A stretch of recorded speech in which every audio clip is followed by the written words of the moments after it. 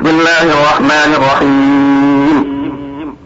يا أيها المدثر قم فأنذر وربك فكبر وثيابك فطهر والرجز فاهجر ولا تمنن تستكثر ولربك فاصبر فإذا نقر في الناقور فذلك يومئذ يوم عسير على الكافرين غير يسير.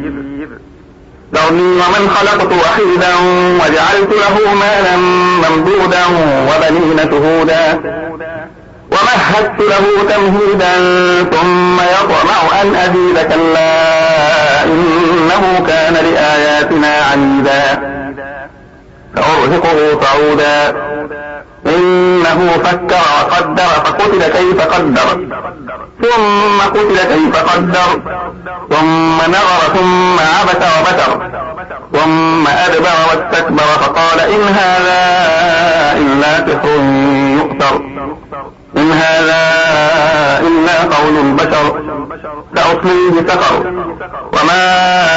أدراك ما سقر لا تبقي ولا تذر لواحة للبشر عليها 19 وما جعلنا أصحاب النار إلا ملائكة وما جعلنا عدتهم إلا فتنة للذين كفروا ليستيقن الذين أوتوا الكتاب ويزداد الذين آمنوا إيمانا ولا يرتاب الذين أوتوا الكتاب والمؤمنون وليقول الذين في قلوبهم مرض والكافرون ماذا أراد الله بهذا مثلا كذلك يضل الله من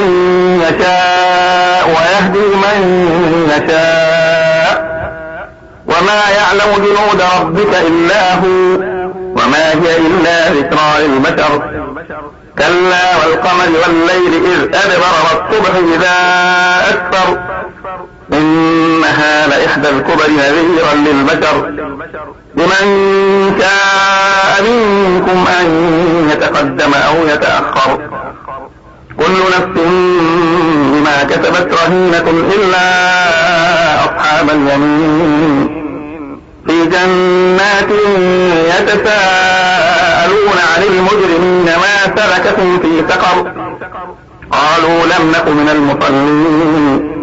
ولم نك نطعم المسكين وكنا نخوض مع الخائضين